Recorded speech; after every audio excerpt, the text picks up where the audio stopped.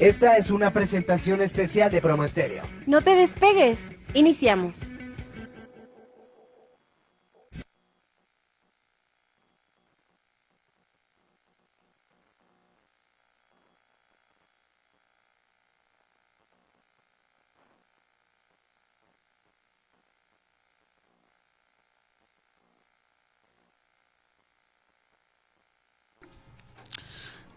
¿Qué tal? Buenas tardes, amigas y amigos de Un Tema, una Conversación. ¿Cómo se encuentran? Soy su servidor, el Caballero del Conversatorio.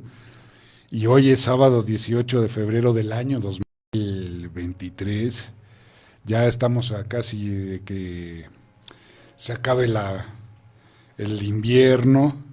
¿Cómo han estado? Yo aquí, pues dando lata. Bueno, no dando lata, aquí con el gusto de transmitirles a ustedes. Saludo cordialmente a nuestra querida Chelis en los controles. Muchas gracias, Chelis, por apoyarnos. A todo el personal de Promo Estéreo, LL Digital Orbe Network.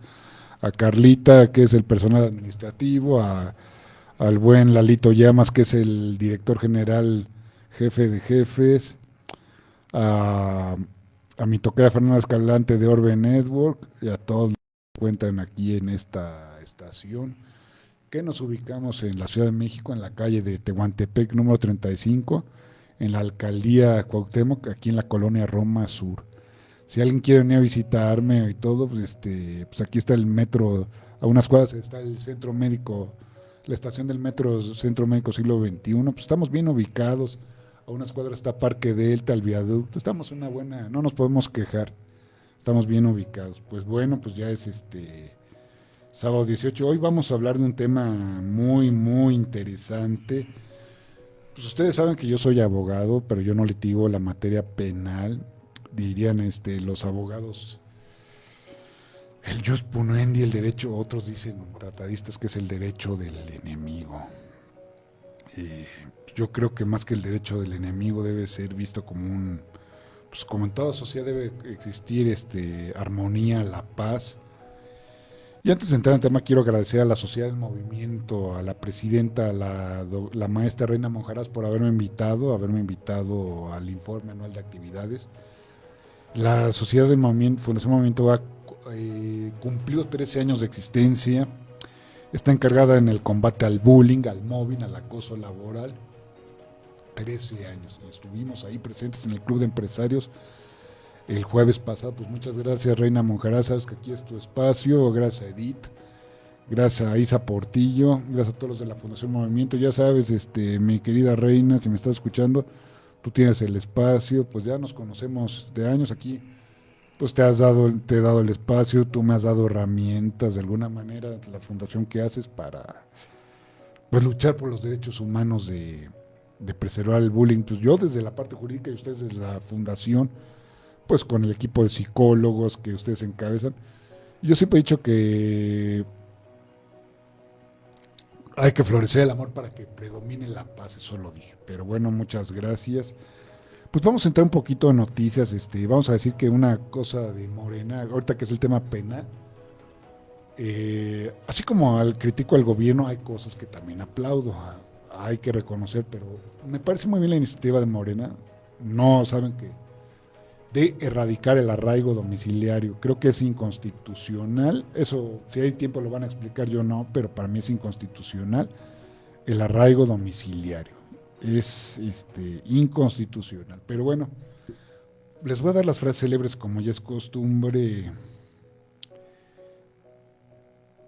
Y me faltó decirles que hoy es el Día del Ejército Mexicano y que un día 19 se instituye el 19 de febrero del año 1950 en tiempos del presidente Miguel Alemán Valdés. Curiosamente, Miguel Alemán Valdés fue el primer presidente civil de la época revolucionaria del PRI. Miguel Alemán Valdés, originario de Sayula, Veracruz, fue el que instituyó el Día del Ejército. Pues felicidades a los miembros del ejército, la verdad es una gran institución con valores. Yo lo que sí no comparto, y lo digo abiertamente, que hagan labores de seguridad pública, eso no está bien. Ustedes están para defender la integridad del territorio y los felicito porque en Turquía fueron a rescatar a los que sufrieron la embestida.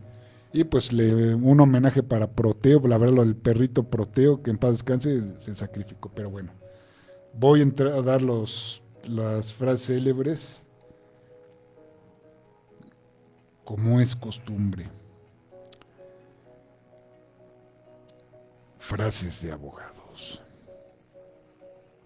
Dice, ten fe en el derecho como el mejor instrumento para la convivencia humana, en la justicia como destino normal del derecho, en la paz como sustantivo bondadoso de la justicia, y sobre todo ten fe en la libertad, sin la cual no hay derecho, ni justicia ni paz. Dice, ama tu profesión, trata de considerar la abogacía de tal manera que el día en que tu hijo te pida consejo sobre su destino, consideres un honor para ti proponerle que se haga abogado. Y ya para acabar, la honestidad pocas veces dejará dinero, pero sí mucho prestigio. Dice, un abogado debe ser un gran autor. Es en el espíritu, no en la forma de la ley, lo que mantiene viva la justicia. Pues bueno, vamos a entrar a cómo se llama ya el programa. Yo les quiero decir de los procesos, pues de los procesos de los penales. Un juicio que me llama mucho la atención fue cuando en el tribunal del Arconte, en la asamblea de Sócrates, en tiempos antes de Cristo, el filósofo Sócrates, pues lo condenaron de manera injusta y él accedió envenenándose. Hay muchos juicios injustos, no es el tema de historia, pero está el proceso de Cristo, el de Juana de Arco, el de Maximiliano, no. Ahora sí que vamos a hablar de un poco del sistema penal, penal acusatorio. El sistema penal acusatorio, no les voy a dar una breve introducción, data desde el 2008 se implementó la reforma en materia penal y debe prevalecer los derechos humanos ante todo. Pues bueno, le quiero dar la más cordial bienvenida al doctor Marcos Pérez. Él es abogado penalista y vamos a hablar de la audiencia inicial. Bienvenido, doctor. Gracias por estar en una conversación, pues el espacio es tuyo. Hola, ¿qué tal? Buenos días. En primer lugar, pues agradecerte por la invitación, agradecerles por este espacio que me permiten compartir un poco de la información que considero es más relevante en referencia a la audiencia inicial. Bien, de inicio vamos a empezar comentando, acertadamente a partir de 2008 viene un proceso de reformas constitucionales, ¿no? Anteriormente teníamos un sistema tradicional, sistema penal tradicional, donde se hablaba de la averiguación previa, la preinstrucción, la instrucción, un proceso, una averiguación previa secreta. En ese entonces se hablaba de las garantías individuales, ¿no? Este sistema no es un sistema vigente, tan solo lo mencionamos de manera histórica. A pesar de que este sistema tradicional ya no es vigente, sí quedaron algunos expedientes rezagados con este sistema, Hidalgo, Veracruz, Ciudad de México, que se llevan de acuerdo a el periodo de vigencia que se estableció en ese entonces. Pero el tema que nos compete y por el cual estamos convocados el día de hoy, la audiencia inicial en el proceso penal acusatorio. Bien, a partir de 2008 empiezan estas reformas constitucionales y entonces por medio de recomendaciones internacionales se sugiere que nuestro país transite de un sistema que algunos tratadistas le llaman sistema inquisitivo, sistema penal tradicional, a un sistema que se considere predominantemente más transparente, ¿no? Un sistema de audiencias orales, un sistema en el cual se hablaba de inicio de la Secretaría Técnica, Secretaría de Gobernación, que fueron de los precursores que empezaron a capacitar a los abogados en este nuevo sistema de juicios orales. Un sistema en el cual tiene dentro de sus principios la publicidad. Entonces, el principio de publicidad, hablamos de audiencias públicas, La audiencia que vamos a comentar, esta audiencia inicial, es una audiencia pública. Anteriormente, sistema penal tradicional, una audiencia cerrada, un proceso secreto, una rejilla de prácticas, un espacio muy reducido donde llevaban la audiencia, la llevaba el secretario de acuerdos comúnmente, y ahora hablamos de audiencias públicas. Hablamos de esta audiencia inicial que va a ser una audiencia pública en la cual cualquier persona, cualquier ciudadano con un previo registro puede ingresar a esta audiencia inicial. Una pregunta, doctor, colega, en la audiencia pública puede ir cualquiera, pero se puede, por si considera, no sé, las partes, se puede reservar, ¿no? Que no entren por, no sé, seguridad y todo. Y es la audiencia pública antes, y algo que comentas para los que estudian derecho, antes, con este nuevo sistema, ya el juez no tiene que estar, el juez de control tiene que estar, y no puede delegar el secretario de acuerdos, que es el que da fe. Sí, así es.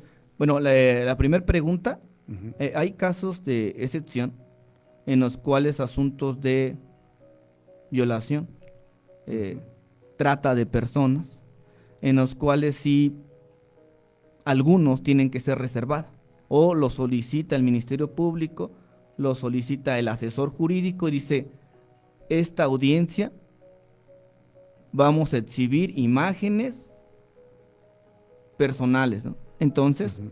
un caso de excepción, la audiencia tendrá que ser reservada. No puede ser una audiencia pública. Entonces, en este caso, la audiencia tenía que ser una audiencia reservada. Más sin embargo, en la generalidad, hablemos de un robo con violencia, transporte público, hablemos de un robo de huachicol. Son audiencias que predominantemente son públicas. Predominantemente podrá estar presente cualquier persona, le toman una fotografía y puede acceder a la audiencia. Incluso también esto, yo a mis alumnos de licenciatura les recomiendo mucho que asistan a audiencias toda vez que este es un parámetro importante para que vean la realidad. Bien, dentro de este proceso penal acusatorio se divide en 3 etapas. Entonces vamos a tener de manera general etapa de investigación, etapa intermedia y la etapa de juicio. Recordemos que aquí tenemos los artículos constitucionales que son muy importantes. Tenemos un artículo 20 constitucional, un artículo 19 constitucional. De manera general tenemos artículo 20 constitucional, apartado B de los derechos del imputado, apartado C de los derechos de la víctima u ofendido. Entonces, dentro de este proceso penal acusatorio que se va a dividir en 3 etapas, etapa de investigación, etapa intermedia y etapa de juicio, la que nos compete el día de hoy sería etapa de investigación inicial. Más sin embargo, esta etapa de investigación inicial tiene 2 fases, investigación inicial e investigación complementaria. Una pregunta, sí. Abogado, doctor, colega, una pregunta. ¿La audiencia inicial iniciaría con la denuncia o querella? Por ejemplo, yo que voy al Ministerio Público y presento mi denuncia por por un posible acto constitutivo, ¿ya inicia ahí la audiencia inicial o todavía no? No. Bueno, la etapa de investigación inicia con eso que se conoce como la denuncia, querella o requisito equivalente. Entonces la audiencia inicial empieza hasta que el investigado, la Constitución le denomina imputado, es puesto a disposición del juez de control. Entonces, a partir de que el investigado es puesto a disposición de control, nos dicen los especialistas que ahí inicia el proceso y ahí inicia la audiencia inicial. Pero antes de esto tenemos lo que se conoce como la noticia criminal, los hechos, ¿no? Porque va al Ministerio Público, la víctima u ofendido, y presenta los hechos, qué fue lo que pasó. Y de aquí hablaríamos de las formas de conducción del imputado: citatorio, comparecencia u orden de aprehensión. Pero la audiencia inicial va a ser a partir de que el imputado es puesto a disposición del juez de control. Lo que tenemos antes de esta audiencia inicial es en referencia a presentan a una persona, por ejemplo, por el delito de robo simple o robo con violencia. Entonces lo presentan, es detenido en flagrancia porque cometió el delito de robo con violencia, lo detiene policía municipal, que es considerado el primer respondiente, lo detiene policía municipal y lo presenta de inmediato, sin dilación alguna, ante Ministerio Público. Y una pregunta, Sí. Abogado, tengo entendido, digo, yo no soy penalista, que el juez de control, son varios jueces, está el de control y el de juicio, El juez de control le llaman el juez de garantías, ¿no? Porque es el que califica la detención, que es una pregunta, es el que cuando califique la detención tiene que ser de acuerdo a lo que dice la Constitución, al Código Nacional, y sobre todo respetando los derechos humanos. Es una pregunta. Y en el caso de los extranjeros, por ejemplo, si llega no sé, un romano, no sé, un argentino, un italiano, si comete un delito, se le tiene que dar el juez de control que le notifica al consulado. ¿Nos puedes explicar en esos casos, por favor? Sí, Muchas claro. gracias. Bien, aquí tenemos de inicio que este juez de control también se le conoce como el juez de garantías, porque va a controlar el proceso, el procedimiento, y está obligado a velar por los derechos tanto del imputado como de la víctima. Hay ocasiones donde asistimos a una persona, un imputado, por un delito del fuero común, robo simple o robo con violencia, ¿no? Entonces el agente del Ministerio Público te dice, me lo voy a llevar, ¿no?, al reclusorio, ya se va, así te dice, ya se va al reclusorio. Ah, bueno, muy bien. Dame paso por las copias de la carpeta de investigación. No las tengo. ¿No las tienes? No, no las tengo. No tenemos tóner. La impresora no tiene tóner, no te las puedo entregar las copias. Le digo, bueno, entonces, ¿qué tenemos que hacer? Estás obligado a darme copias simples o copias autenticadas de la carpeta de investigación para que al rato no se determine que se me perdió una constancia o que una constancia no iban las copias simples, ¿no? Me niega, en dado caso que me niegue las copias simples, copias autentificadas, o me niegue el acceso a la carpeta de investigación como abogado defensor, pido audiencia de control ante el juez de garantías, el juez de control, y vamos a solicitar de manera urgente una audiencia por omisiones, del agente del Ministerio Público. ¿Cuáles son estas omisiones? Me niega el acceso a la carpeta de investigación, me niega a darme copias simples. En alguna ocasión, comentaré de manera breve, una persona que estaba siendo investigada por el delito de violación. Me llaman los familiares del investigado, llego a la agencia del Ministerio Público de Chimalhuacán, Estado de México, y me dicen, no podemos hablar con él. El agente del Ministerio Público no me permite, o sea, ¿ya le pasaron comida? No. ¿Ya platicaron con él? No. Bien, llego y entonces me dice, bueno, me voy a nombrar como abogado defensor del investigado, y entonces paso a hablar con él. Pero aquí se le está violentando su derecho a estar comunicado, porque independientemente de que llegue el abogado o no, el investigado tiene que tener alimentos, el investigado tiene que estar en comunicación con sus familiares. Entonces sería, el primer caso, nos niega el agente del Ministerio Público el acceso a la carpeta de investigación, o nos niega copias simples. Pedimos audiencia de control ante el juez de garantías, que acertadamente es el que va a regular los derechos tanto de la víctima como del ofendido, y es garante, no tan solo de los derechos del imputado, sino que también de la víctima. Entonces pedimos esta audiencia de control ante este juez de garantías y manifestamos de manera verbal que el agente del Ministerio Público está violentando esos derechos de defensa, derecho a una defensa técnica. Y viola, y eso viola el debido proceso.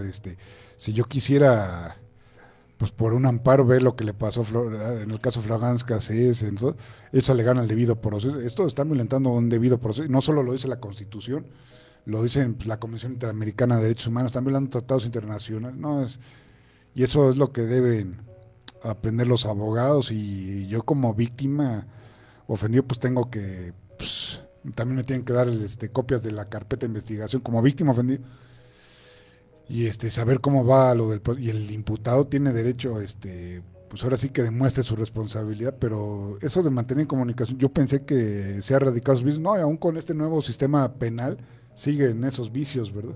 Sí, hay algunas entidades, algunos municipios que sí los tienen incomunicados, ¿no?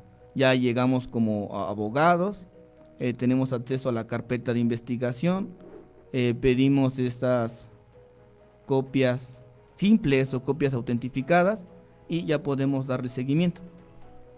Regresando al caso práctico que les decía de Chimalhuacán, llegamos, ya nos permiten el acceso a la carpeta de investigación, e inmediatamente pues nos dicen, ¿va a declarar o le reservamos la entrevista? Permíteme, déjame platicar con él. No, es que lo va a aconsejar, soy su abogado. O sea, lo voy a aconsejar, para eso soy una defensa técnica en su vertiente formal y material. Cuento con cédula profesional de licenciatura en Derecho, que es lo que me pide el Código Nacional, y con una especialización, conocimientos técnicos del tema. Bueno, paso con policía de investigación y me dice, es que no puede hablar con él. ¿Cómo de que no? Soy su abogado, estoy autorizado, la familia me autoriza, tengo que pasar a hablar con él. No pasan más de 5 minutos, se me permite hablar con el investigado. Me empieza a narrar los hechos y con base en los hechos que me narra, voy estructurando lo que se conoce como una teoría del caso. Elementos fácticos, elementos jurídicos y elementos probatorios. De manera sencilla, ¿le conviene o no le conviene que le tomen la entrevista? ¿No?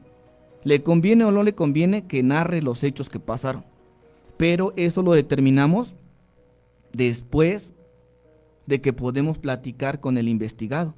Si no podemos platicar con el investigado, no podemos decidir si le reservamos la entrevista o permitimos que dé su entrevista. ¿Y quién fue el que dijo que no tuvieras comunicación con tu cliente? O sea, el Ministerio Público, están mal, hasta ellos hasta tú los puedes denunciar por abuso de autoridad, hasta es una violación procesal, es un delito lo que están haciendo aquí las pseudoautoridades o no sé lo que sean, porque es negar, o sea, yo tengo derecho, aunque sea un hijo de la yo tengo derecho a que tener una defensa. Y algo que quiero comentar, si tú me lo permites, es cierto, en el nuevo sistema penal acusatorio, para ser litigante en materia penal, ya se requiere cédula profesional. Antes no decían, me acuerdo que el artículo 20, persona de tu confianza. Antes yo tenía entendido que no se necesita cédula. Qué bueno que se necesite cédula. Sí, anteriormente era la persona de confianza. Ajá. ¿Y quién era la persona de confianza? A lo mejor una persona, un ciudadano, tampoco vamos a decir que no tenía los conocimientos, pero no estaba certificado, no tenía título, que conocía del tema o conocía a gente del Ministerio Público de ese entonces y pues buscaba negociar, ¿no? Y esa persona de confianza podía representar a lo que hoy se conoce como el investigado. Y actualmente no tienes cédula de licenciatura en Derecho, no puedes tratar de representar a una persona porque incluso cometes ahora sí un delito, ¿no? Usurpación de funciones, usurpación de profesión. Y sí, acertadamente, en la vertiente que comentas, quien no me permitía hablar de manera inmediata con mi representado era un auxiliar de policía de investigación. Un auxiliar, así te lo digo, el Ministerio Público no. Un auxiliar de policía de investigación me dijo, usted no puede pasar. Caray. ¿Cómo no voy a poder pasar? Digo, déjame, te traigo al Ministerio Público que te diga que sí puedo pasar. Porque entonces a veces ellos desconocen, ¿no? Y qué raro, por lo menos, qué buen punto. Yo por lo menos tengo entendido que aquí en la Ciudad de México, aquí en la ciudad, pues la policía de preventiva, que es la seguridad pública, los que están aquí del tal sector, pues ya tienen capacidad, conocimientos en derechos humanos, en cuestiones del sistema penal acusatorio. Me extraña que los policías ministeriales todavía no tengan, se supone que ya deberían.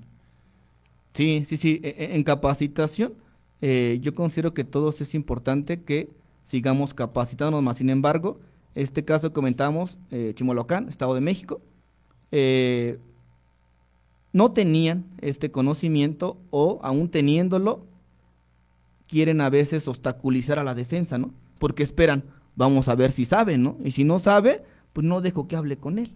Si no tiene conocimiento, entonces nada más al rato, después de 2, 3 horas, lo saco de la galera y ya que le tomen la entrevista, pero ¿cómo le van a tomar la entrevista si yo no he platicado con el investigado?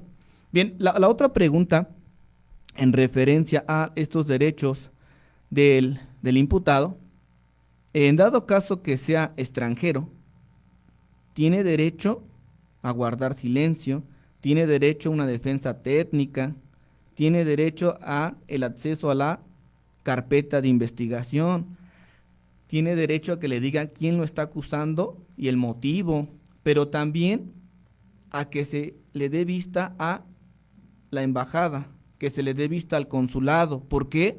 Porque es un ciudadano a lo mejor norteamericano, de Canadá u otro país, y es importante que ese órgano especializado, venga y lo asista, y a pesar, a lo mejor sabemos que no habla español, tendrá que venir una persona que hable su idioma. Un traductor, y eso lo dice, eso de la asistencia consular, digo, a lo mejor corrígeme, yo no soy aquí el especialista, ahora sí que es tu programa. Lo establece, tengo entendido, la Convención de Viena sobre Relaciones Consulares, la Convención Interamericana, el derecho internacional, amigos, camaradas, es la segunda, después de la Constitución, la segunda, está la jerarquía, o sea, y sí es importante, por eso fue lo de, el caso de, perdón, de obtención de Florence Cassés, de que no, pues por eso le concedió el amparo a Luis Llano y todo porque no le brindaron la asistencia consular, o sea. Sí, así es. Entonces tenemos que, a través de estos tratados internacionales o convenciones, es importante que los tengamos en cuenta. Ahora, retomemos un poco. Anteriormente, las clases como eran, ¿no? Que nos hablaban de la pirámide de Kelsen, ¿no? La jerarquía de leyes, pero actualmente hablamos de un control constitucional, algo nuevo, control constitucional, sí. Anteriormente teníamos que era una pirámide, ¿no? La Constitución, leyes federales, tratados internacionales, leyes locales, hasta llegar a la base, normas especializadas. Pero ahora debemos de concebir a estas leyes, normas, reglamentos, tratados internacionales como un todo. Están unidos, están dentro de un círculo. Y hablamos también del principio pro persona. Eso sí, lo quiero recalcar, si tú me lo permites, el principio pro persona, digo yo que digo, derechos humanos, el principio pro persona es que siempre debe prevalecer la norma más beneficia a la persona.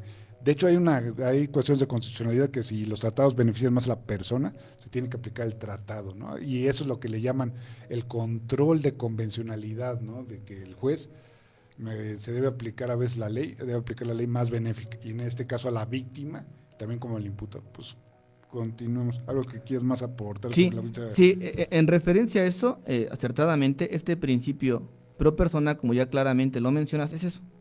¿Qué es lo que más le beneficia? No es a lo mejor tu ley federal, no es tu constitución, pero hay un tratado internacional que se tiene que respetar. ¿Por qué? Hablemos de artículo primero constitucional, ¿no? Los derechos humanos.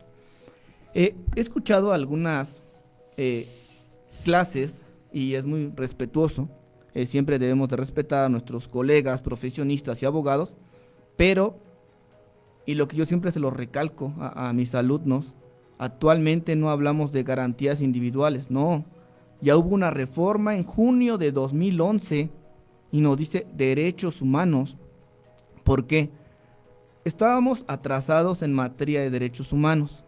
Vienen y a través de recomendaciones internacionales nos dicen tienen que transitar y proteger los derechos humanos, garantías individuales, ¿no? Entonces, en algunas cátedras, de manera inadecuada, se menciona todavía garantías individuales, ¿no? Artículo primero, el título, capítulo 1, el primer artículo de la Constitución dice de los derechos humanos y sus garantías, pero derechos humanos. Entonces aquí, cuando hablamos en materia de derechos humanos, vamos a buscar lo que más le beneficie al investigado. Como acertadamente mencionas, a lo mejor no lo sabemos, es más, es delincuente o es culpable hasta que lleguemos a la etapa de juicio. Y ahorita aquí también retomamos una pregunta de las fases. Ya cuando llegue a la etapa de juicio, va a ser juzgado por algo que se conoce como tribunal de enjuiciamiento. Este tribunal de enjuiciamiento nos va a decir, ¿es responsable o no es responsable? Y todavía haciendo una sentencia condenatoria, tenemos materia de amparo. Y en materia de amparo todavía tenemos recursos, el recurso de revisión, el recurso de queja. Entonces todavía no me puedes decir que es culpable. Bien, aquí retomando un poco las etapas del proceso penal, etapa de investigación, audiencia inicial, etapa de intermedia y etapa de juicio. Entonces tenemos que inicia por la denuncia o la querella ante el agente del Ministerio Público. El agente del Ministerio Público tendrá un término de 48 horas para ponerlo a disposición del juez de control. Y aquí hay muchos delitos que no están dentro del catálogo de los que ameritan prisión preventiva oficiosa. Pero ¿qué dice el agente del Ministerio Público? Estoy recabando registros de la investigación. O estoy recabando datos de prueba, que es lo que menciona la Constitución. Entonces, por eso no le vamos a dar la libertad. Y se esperan casi hasta el último minuto de las 48 horas, aunque no recaben datos de prueba. Y hay ocasiones donde dice, voy a pedir la prisión preventiva justificada. Y te corren traslado de la carpeta de investigación y se los llevan justificada. Aquí sí es muy importante, ¿por qué la podrían pedir la prisión preventiva justificada? Por delitos graves, ¿no? Y ahorita hice una reforma al artículo 19 constitucional, ampliaron el catálogo por pura tontería, con todo respeto, es una opinión muy personal, lo ampliaron. Así es. Entonces aquí, por ejemplo, van a decir, hay delitos. Anteriormente había un catálogo o se les denominaba delitos graves. En este sistema, lo adecuado que tendríamos que decir es delitos que ameritan prisión preventiva oficiosa y están en el catálogo del 19 constitucional y en el Código Nacional de Procedimientos Penales también lo tenemos. Entonces tenemos en la audiencia inicial, juez de control. Tenemos posteriormente la etapa intermedia, va a ser otro juez de control que va a seguir esa etapa. Y después llegamos a la etapa de juicio oral. Aquí nos hablan de un tribunal de enjuiciamiento. En la Ciudad de México sí tienen ese tribunal de enjuiciamiento. 3 personas, 3 jueces, 3 doctos en la materia. Estado de México en ocasiones por infraestructura, por recursos económicos, es una persona, pero aún así es el tribunal de enjuiciamiento. Entonces, este tribunal de enjuiciamiento, pues va a determinar ya, va a haber un desfile probatorio, periciales en psicología, trabajo social, dependiendo. Y a través de este desfile probatorio vamos a determinar si es responsable o no. Hasta ahí lo vamos a considerar como responsable. Menos no se tendrá que considerar como inocente, es un investigado. Y ya que el tribunal de enjuiciamiento con todo este caudal probatorio determine, lo podemos llevar a cabo. También aquí una gran diferencia que cuando estamos en sede ministerial se le conoce como registros de la investigación. ¿Cuáles van a ser? Pues documentales, audios, videos, la entrevista de testigos, la entrevista de la víctima. Posteriormente, a partir de que son expuestos en audiencia inicial, la audiencia inicial, desde que el investigado es puesto a disposición del juez de control, se conoce como datos de prueba. Un caso muy relevante en el cual participé como asesor jurídico. Aquí participo como asesor jurídico y la defensa era una defensa particular. Me llaman a las 11:30, 12, en Nezahualcóyotl, Estado de México, en esa Palacio Ministerio Público. El investigado iba manejando una motocicleta y atropella a una menor. Va manejando la bicicleta, atropella a la menor, está muy grave. Y entonces llego, me nombro como asesor jurídico de la víctima y se empieza a recabar la información.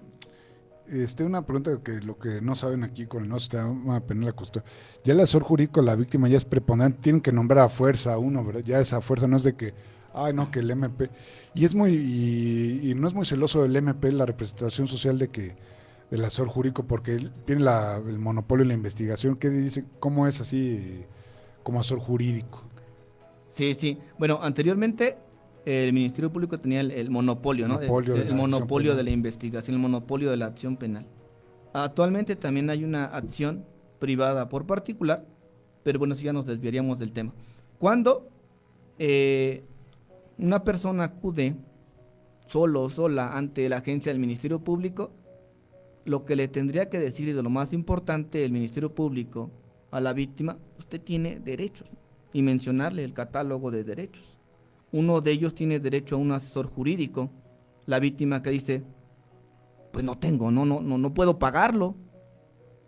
Pero hay asesores jurídicos públicos. De oficio, como el defensor público. Si no tienes dinero, pues el Estado te garantiza esa audiencia o esa asesoría. Así es, entonces el Estado como ente público tiene contratados a asesores jurídicos y en ocasiones pues hay un formato, digamos, como predeterminado y se supone que la víctima ya lo leyó y menciona, ¿no? Por el momento no es mi voluntad nombrar a un asesor jurídico, pero ahí también se está violentando el derecho de la víctima a tener ese asesor jurídico, toda vez que en el caso que les comentaba de la menor, esta persona que atropella a la menor prácticamente iba a quedar en libertad. Después de las 48 horas lo iban a dejar en libertad. ¿Por qué? Porque no habían ratificado la denuncia, porque no había llegado la mamá de la menor a decir, aquí estoy, soy la representante legal de la menor, ella está hospitalizada, hay un dictamen, digamos, inicial, y como no había, de alguna forma, esta presentación de la denuncia o la querella formal, esta persona después de las 48 horas se iba en libertad. Y pues realmente la menor estaba grave. Posteriormente llegamos a la audiencia inicial y ahí una de las formas mediante las cuales acreditamos la prisión preventiva justificada, porque esta persona era investigada por el delito de lesiones y no ponían, hasta ese momento con la constancia que había, no ponían en riesgo la vida. Posteriormente aportamos las constancias y sí ponían en riesgo la vida de la menor, ya estando en el hospital. Y aquí lo que hace la defensa, el abogado particular, es que no acredita el arraigo domiciliario, no presenta constancias ante el agente del Ministerio Público y diga, mi representado vive en calle Flor, número 524, Colonia Florida, tal. Mi representado tiene tantos menores de edad. Mi representado tiene un trabajo en Ciudad de México, Colonia Nápoles, ¿no? Llegamos a la audiencia inicial y pues bueno, la audiencia inicial inicia con el control de legalidad de la detención. Empiezan a exponer los primeros respondientes cómo lo detuvieron. La persona venía manejando a exceso de velocidad, pierde el control de la motocicleta, se mete a un tianguis y atropella primeramente a la menor y a 2 personas más. La que fue predominantemente más dañada, la menor, ¿no? La otra señora, simplemente un brazo, pero está bien, y otra persona que tenía su puesto. Pero la menor pues queda inconsciente, la llevan a el hospital. Y aquí lo que argumentaba la defensa de la contraparte, yo estaba por parte del asesor jurídico, defendiendo a la víctima, que era la menor, pues decía que un acuerdo reparatorio. Sí procede. Pero yo decía, bueno, ¿sobre cuánto, no? Espérame los dictámenes. Y la reparación del daño, ¿no? Una pregunta, el acuerdo reparatorio se tiene que dar y aparte la reparación del daño, ¿no? Sí, aquí por ejemplo, le decía, ¿se puede llegar a un acuerdo reparatorio? Sí, pero vamos a ver qué tipo de lesiones va a tener. Si va a tener una discapacidad, pues la tendrá que pagar el investigado. Y a lo mejor tendrá que ser una pensión vitalicia, no lo sé, dependiendo del dictamen. Lo que nos diga el dictamen, en 3 meses sale del hospital, bueno, paga los 3 meses del hospital, las curaciones y vemos. Más sin embargo, al instante no podemos acceder, o en ese momento no pudimos acceder al acuerdo reparatorio. ¿Por qué? No sabíamos cuánto costaba la permanencia de la menor dentro del hospital. Siendo hospital público, hay que genera gastos. No sabíamos qué tipo de lesión iba a tener, permanente parcial, permanente total. No sabíamos qué órganos iban a estar afectados. Entonces aquí lo que hacemos es solicitar la prisión preventiva justificada del conductor de la moto. Para que eso de la prisión preventiva oficiosa, una pregunta, tengo entendido que está en el catálogo de delitos del artículo 19 constitucional, lo estipula claramente el Código Nacional de Procedimientos Penales, pero por ejemplo un delito, haz de cuenta, tú como asesor jurídico de la víctima, en este caso te constituyes como asesor jurídico de la víctima, por ejemplo es un delito de, pues me robaron. Si no es tan grave, aunque por el riesgo de que se pueda sustraer, sí se puede solicitar, ¿verdad? Sí. Aquí no es un delito grave, aunque aunque no esté contemplado en el artículo. Esa es mi pregunta, sí se puede, ¿verdad? Sí, bueno, hay dos formas. Hay una que dice la prisión preventiva oficiosa. Y aquí, por ejemplo, esta prisión preventiva oficiosa, hay un catálogo, ¿no? La Constitución tiene un catálogo. Y en alguna ocasión, llevando una audiencia federal, queriendo debatir la prisión preventiva oficiosa que está en el catálogo del 19 constitucional, menciona ya los delitos. El juez federal me dice, es de prisión preventiva oficiosa, ¿qué es esto? Pues, pero no te lo dicen, ¿no? Pero te dan a entender, ¿no? No se debate, no te lo dicen, pero te lo dan a entender. Lo debates, al final es la misma solución, porque es oficiosa, queda en prisión preventiva. En el ejemplo de la menor, no era un delito dentro del catálogo de prisión preventiva oficiosa y prácticamente esta persona iba a quedar en libertad. Lo que hacemos es la estrategia, una teoría del caso, una teoría del delito y revisando que el señor no acreditaba un arraigo domiciliario. Y al no acreditar este arraigo domiciliario pedimos la prisión preventiva justificada. ¿Por qué? La menor, atendiendo también al interés superior del menor, está lesionada, está en el hospital. El conductor de la moto no tiene un seguro que me asegure la reparación del daño.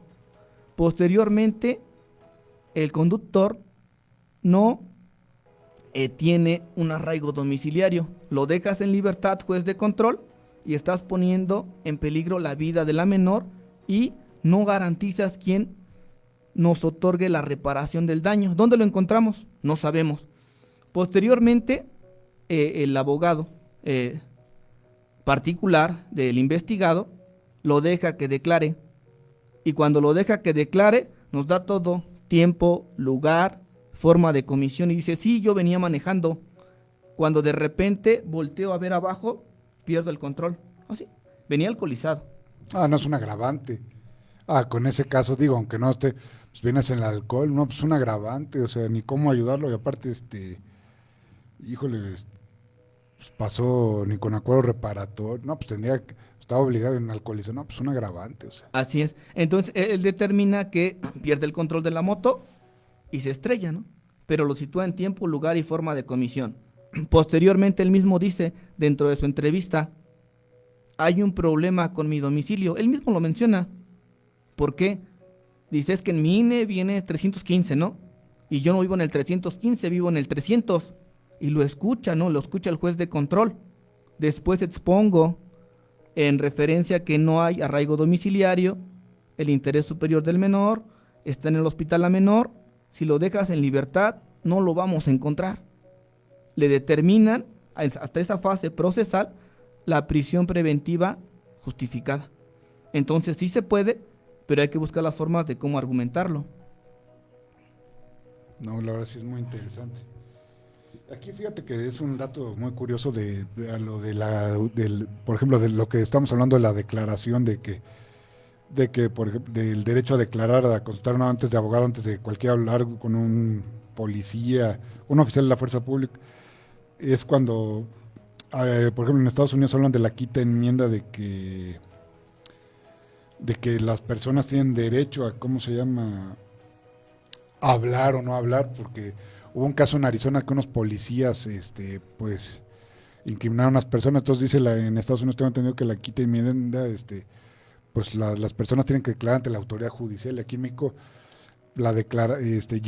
tengo entendido que yo si quiero, como lo estamos platicando antes de entrar al programa, yo no estoy obligado a declarar, ¿verdad?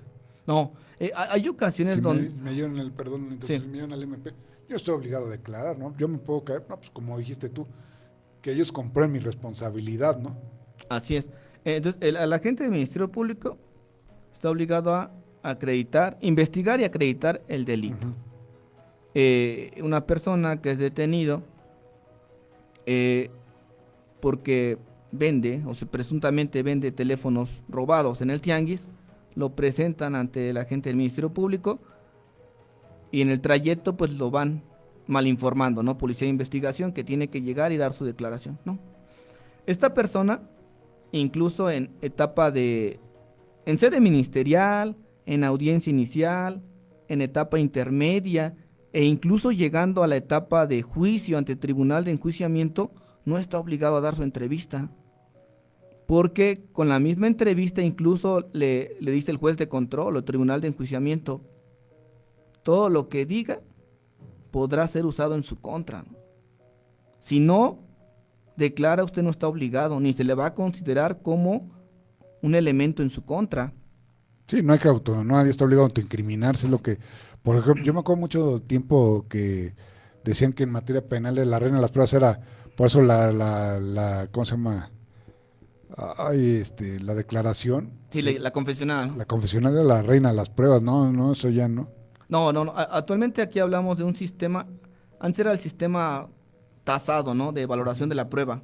Ahora estamos ante una libre valoración de la prueba y el juez de control tendrá que relacionar todos los elementos probatorios para que se pueda llegar a un razonamiento. Los audios, los videos, la entrevista de la víctima, del ofendido y otros elementos probatorios para determinar. Entonces, estamos frente a una libre valoración de la prueba, ya sea documental pública, documental privada, entre otras.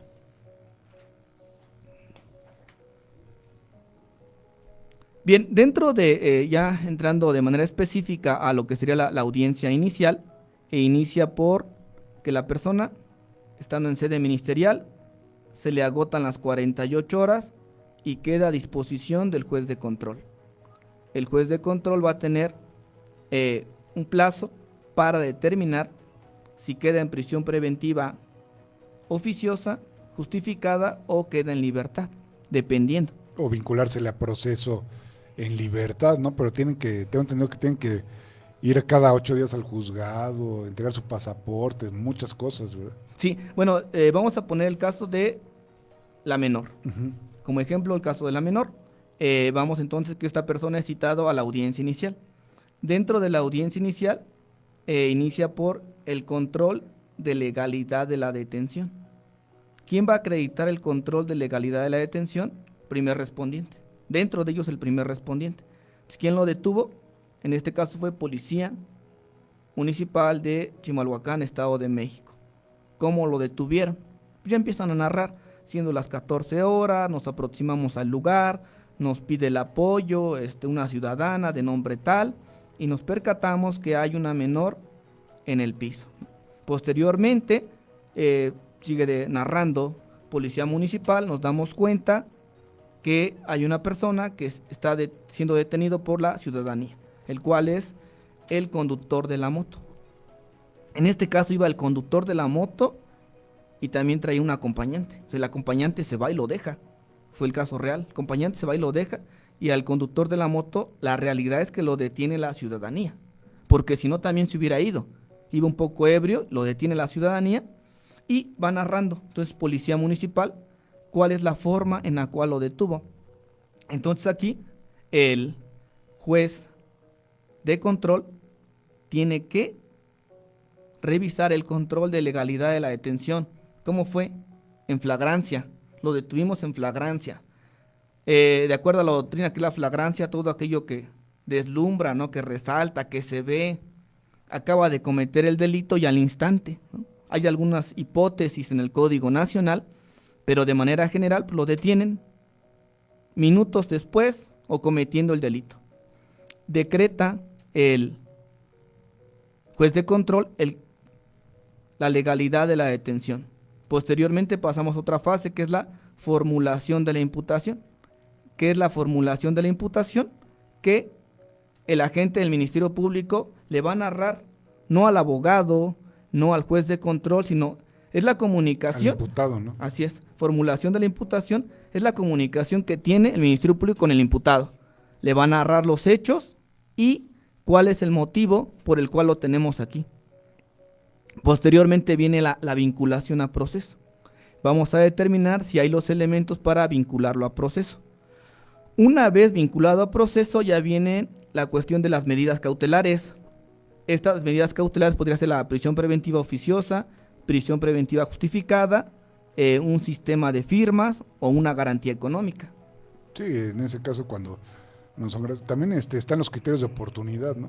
También existen, digo, para no que no sufra, bueno, para darle, ahora sí como es el criterio de oportunidad, pues ahora hay alternativas, pero siempre tiene que estar de acuerdo, como lo que decías tú, la víctima ofendido y el imputado, no, en este caso no la autoridad ministerial ni el juez. Sí, también hay lo que son los sistemas alternativos, ¿no? De solución de las controversias, hay un procedimiento abreviado, hay una suspensión condicional. El proceso. Sí. Y una pregunta, porque ya casi nos vamos, Sí, se firma un convenio, ¿verdad? Por ejemplo, yo como soy la víctima, me atropellaron. Bueno, le digo, ok, no quiero que te vayas a la cárcel, pero quiero que me pagues mis muletas, mi tratamiento. Si yo estoy de acuerdo que se firma un convenio, ¿verdad? Y ante el juez de control es el que se ratifica ese convenio, ¿verdad? Sí, lo más viable sería que se ratifique ante el juez de control. ¿Por qué? Queda videograbado. Sí, porque ante el MP, no, es ante ante el Ministerio Público sí se puede hacer, en ciertos casos, pero no, tan solo queda por escrito. Yo no soy penalista, pero yo, la verdad, si tú, abogado, colega, me das a escoger, yo prefiero ante el juez de control, ahora sí el juez de garantía, porque el juez es el que califica todo, es el que, porque de alguna manera, pues ¿cómo se llama? El Ministerio Público, pues es mi contraparte, ¿no?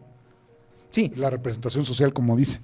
Sí, entonces, por ejemplo, aquí se puede llegar a cabo este convenio, en este caso de la menor, posteriormente se llega a un convenio, pero en otro caso también se pudo haber llegado a un convenio, siempre y cuando se satisfaga la reparación del daño. Si no se satisfaga la reparación del daño, o la víctima o el ofendido no está de acuerdo, no podemos llevar a cabo un convenio. Y sí, lo importante es acertadamente, queda videograbado ante juez de control.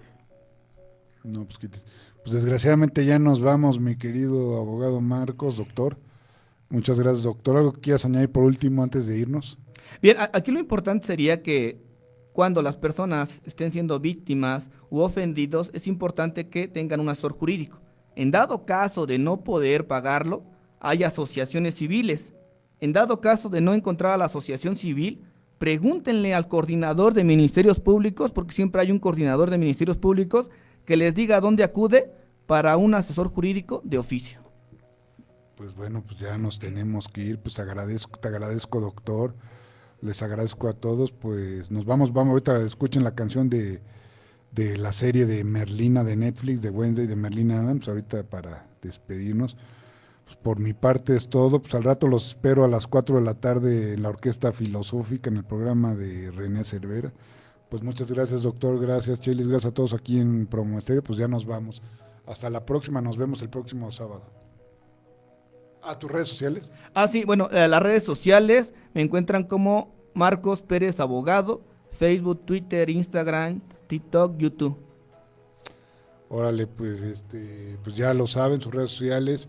Consulten a abogados y que estén cédulas, no cualquier, con todo respeto, un coyote, porque hay muchos coyotes que no están certificados y la libertad es indispensable, es un don que tenemos y me da gusto nada más para concluir que la víctima ofendido del delito ya tenga un papel en este sistema. Pues mi nombre es el Caballo del Conversatorio, hasta la próxima, feliz sábado y escuchen por MixLR la canción de Merlina para que bailen. Gracias, hasta la próxima.